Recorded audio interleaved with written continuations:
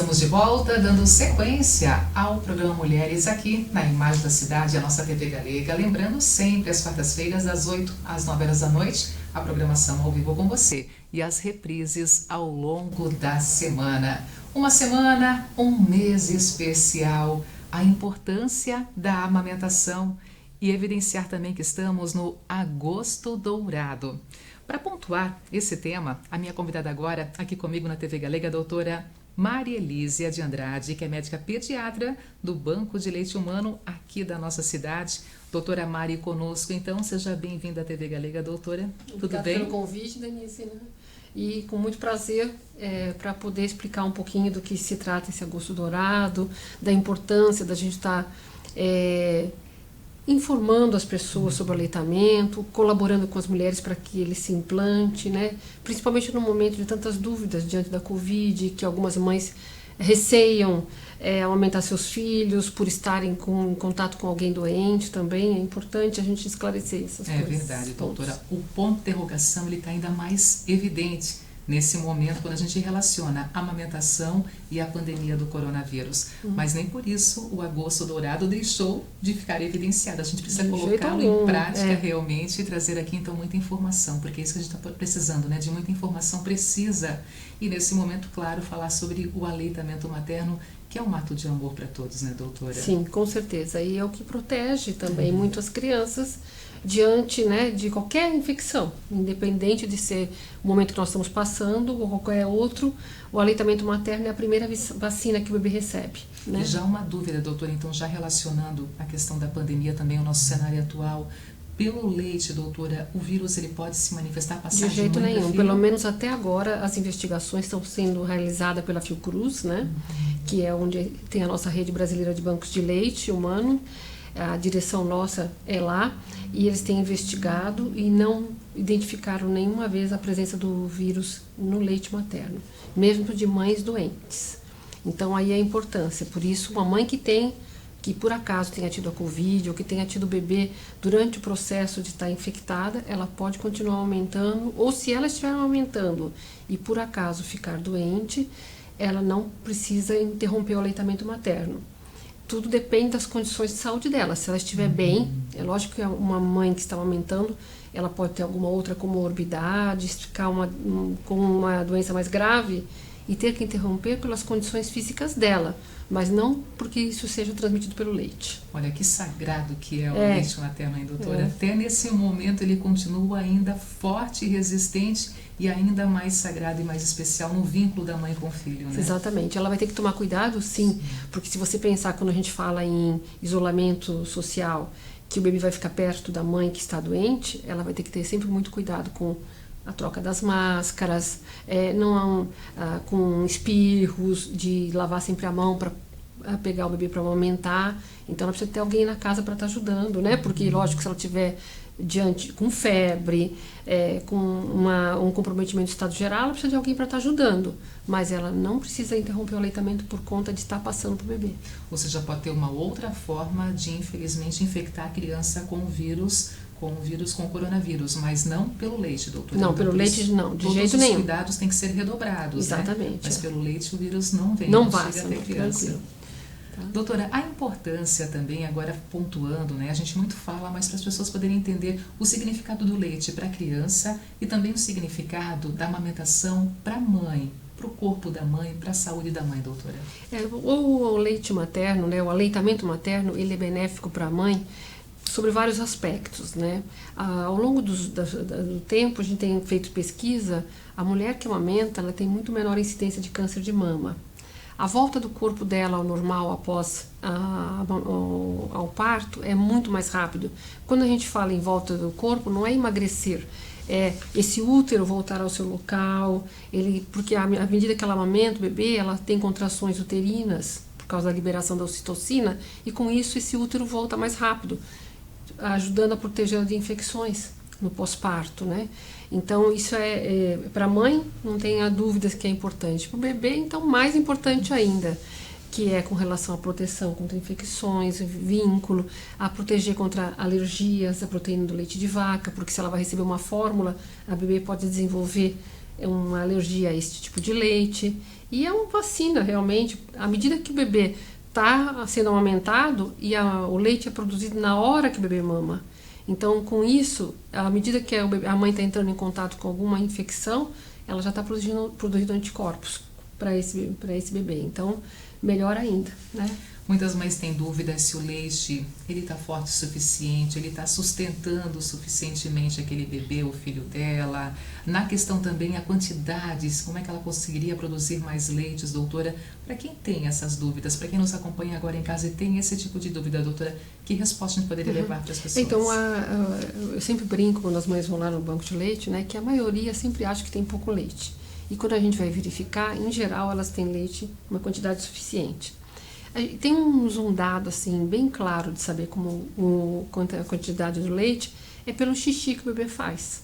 Se a mãe percebe que o nenê está fazendo bastante xixi, que as fraldas estão saindo todas molhadas, ela pode ficar tranquila que ela está produzindo leite. Se ela não está dando água nem chá para o bebê, aquele xixi é produzido de acordo pela oferta do leite que ela deu. Agora, a gente tem alguns dados para a gente saber quando tem pouco leite. É um bebê que fica muito sonolento, um bebê que não acorda para mamar. Por mais que ele esteja passando fome, às vezes ele não acorda porque ele está economizando energia. Então, esse é um dado importante. Um bebê que às vezes as mães falam assim, ele mamou 3 vezes no dia. Isso nos preocupa muito, é um caso muito preocupante. Então, realmente, assim, o bebê ele tem que estar ativo, né, entre as mamadas, com a hora que ele acorda para estar mamando. Mamar pelo menos umas 6 vezes ao dia, o ideal é 8 vezes, mas 6 vezes tá de acordo, né? E pela diurese do bebê, se ele está fazendo um xixi em grande quantidade, ela pode ficar tranquila. Acordar o bebê para dar o peito, o leite materno, doutora? Tem alguns casos que a gente pede para acordar, né? Quando acontece, por exemplo, um bebê prematuro, que nasceu com baixo peso, aí a gente recomenda que acorde. Ou um bebê, no caso, que a gente percebe que está mamando, sei lá, 2, 3 vezes por dia, não é normal. Às vezes acontece chegar no banco de leite, uma mãe de manhã, às 8, 9 horas da manhã, que horas que ele mamou? Mamou ontem às 8 da noite. Isso é terrível, né? Então, um bebê, o habitual de um bebê é mamar de cada 3 horas, 3, 4 horas, né? Depois que vai passando o tempo, ele vai fazendo espaços maiores, mas no início não, geralmente é isso, é 3, 4 horas. Então, muitas mães também, doutora, têm dúvidas sobre o que comer e de quanto em quanto tempo também comer para influenciar na produção do leite e não prejudicar a qualidade do leite. Quais são as recomendações? Na verdade, quanto mais variada for a dieta da mãe, melhor é, né? Então, não tem nada que seja totalmente proibido, né? A não ser o álcool, sim, este é totalmente proibido sempre. Durante toda a gestação, isso é muito importante a gente frisar. Durante toda a gestação, não deve ingerir nada de bebida alcoólica e nem na amamentação. Porque a gente não sabe os efeitos, quer dizer, não sabe não, nós sabemos, mas a gente não sabe quanto que é a relação que vai produzir, então assim, a quantidade que é. Porque às vezes as pessoas falam assim, é só um brinde, né? E aí vai, mas a gente não sabe para aquele bebê quanto daquele álcool vai poder interferir. Então a gente tem crianças hiperativas que são relacionadas ao álcool. Durante muito tempo se relacionou também a cerveja preta com a produção do leite, doutora, mas também tem ali a questão do álcool presente nessa bebida, na Exatamente, cerveja, não, né? de jeito nenhum. Hoje em dia a gente é totalmente contraindicado, porque hoje os estudos estão mais claros, que ele atrapalha, a gente só não sabe o quanto para aquele bebê, mas que ele não deve ser ingerido, isso é certeza. Né? A senhora falou uma dieta variada, né? Mas aí tem também aquela preocupação com a cólica do bebê, se está ou não relacionado com aquilo que a mãe comeu, se está ou não prejudicando também a saúde do bebê. Tem algum produto que pode dar uma relação maior com cólicas na criança? Sim, o que a maioria das mães relaciona muito assim, é com doce, né? Se ela comeu muito doce, que ele teve cólica, café em grande quantidade. Mas o que a gente recomenda para a maioria das mulheres é porque se você for de acordo com o que elas trazem assim de cultura, elas não comeriam quase nada, né? Porque às vezes tem alguém que fala que o feijão, o repolho, a batata doce, né? Então, na verdade, se ela comer o mais variada e possível, o que significa? Ela vai comer pouca quantidade de cada coisa. Então, um cafezinho, 2 cafezinhos por dia não tem problema. Mas se ela tomar uma garrafa térmica, vai ter problema. A mesma coisa é o refrigerante, a mesma coisa é um bolo. Se ela comer um bolo inteiro ou meio bolo, o bebê vai ter cólica fatalmente. Mas se ela comer uma fatia, normalmente não vai dar nada. Então, por isso que a gente fala, quanto mais variada e que ela não se prive de coisas que ela gosta, porque a mulher já está reclusa, hoje em dia, sem visitas, né? Ela fica sem trabalhar, dentro de casa, cuidando de um bebê e ainda com uma série de restrições alimentares. Então, a gente não recomenda que tenha nenhuma restrição, desde que, lógico, ela não vai comer um prato de feijoada, mas se ela comer um pouquinho, não vai trazer problema. Eu acho que se ela comer um monte... Então, quando a mulher, às vezes tem mulheres que adoram chocolate, e elas se privam do chocolate, chega um dia, ela pega um tablete imenso, aí vai trazer problema, vai dar cólica mesmo. E vai marcar que foi o chocolate foi que chocolate, deu a cólica, e aí né? ela nunca Porque mais vai querer comer. Né? Ou não só ela não vai querer, como as pessoas que estão à volta dela falam assim, eu falei para você não comer o chocolate, tá vendo? E aí a culpa, que é muito inerente a uma maternidade, vai ficando cada vez mais importante. Doutora, o lado emocional da mãe, ele influencia muito também nesse momento do vínculo com a criança e na própria produção também do leite, o estar bem consigo mesma, estar amparada por um bom parceiro, ele revalorizar aquele momento também, né, doutora, dessa relação mãe e filho, parceiro também, e a chegada de um ser novo na família. E às vezes a gente também sente assim muitas mulheres que se sentem de lado, elas acabam se sentindo perdidas nesse momento. Num passado, a casa ficava cheia, como a senhora mesmo falou, agora é um momento diferente, a casa está vazia, é recomendado que fique assim durante um bom tempo para proteger todos da casa, mas ao mesmo tempo ela se sente muito só. Esse lado emocional da mãe, ele pode comprometer, ele pode abalar também o vínculo? Sim, com certeza. Eu acho que nós estamos, as mulheres que estão vivendo a maternidade nesse período que nós estamos na pandemia, elas estão sofrendo muito mais do que antigamente, né? Algumas já estão em reclusão antes, no home office, né? Então, todas aquelas coisas que aconteciam, que era o chá de bebê, né? As visitas na maternidade, pós-maternidade, hoje não existe, né? Agora, recentemente, eu atendi lá no Banco de Leite uma mãe que ela teve o Covid, agora o marido está, e a mãe dela estava na casa, ela teve que mandar a mãe embora quando o marido pegou, porque, né? Então, todas essas situações, elas têm o quê?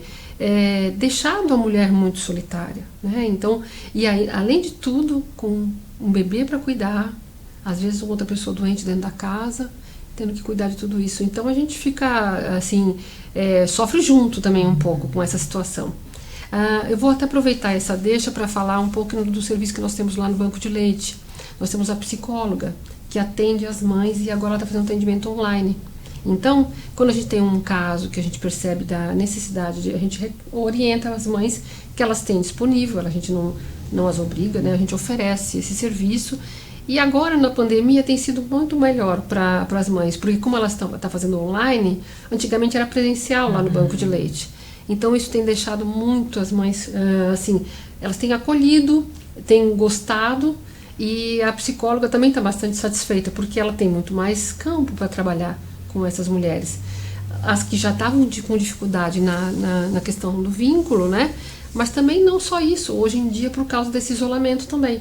Então tem sido muito bom para as mulheres. Ela se chama Selene, né? É a nossa psicóloga, e ela está lá à disposição. Mesmo quem não foi ao Banco de Leite, e se quiser ligar, fazer uma ficha, a gente faz a ficha pelo telefone mesmo, e pode passar para poder receber esse atendimento. É com hora marcada, naquele horário ela faz pelo Google Meet e faz São novos momentos para vocês também, né, doutora? E tem sido bom. Né? Até os grupos de mães que querem orientação sobre aleitamento, que a gente recebia muita gestante. Então, hoje em dia, a gente está fazendo grupo também pelo Google Meet. Doutora, além de orientar as mães, além de tirar as dúvidas das mães, o Banco de Leite também ele tem o sentido de receber a doação para depois poder também encaminhar para os hospitais, para as instituições, não só de Blumenau, como da nossa região também. Como é que tem sido isso em meio à pandemia agora, a doação de leite? Melhorou muito, viu? Melhorou. Isso foi uma surpresa, né? Que a gente fala, nunca pensávamos que ia melhorar. Por quê? A maioria das mulheres, como estão trabalhando em home office, isso pelo menos desde o começo, né? Elas têm tido mais tempo, elas estão aumentando mais tempo.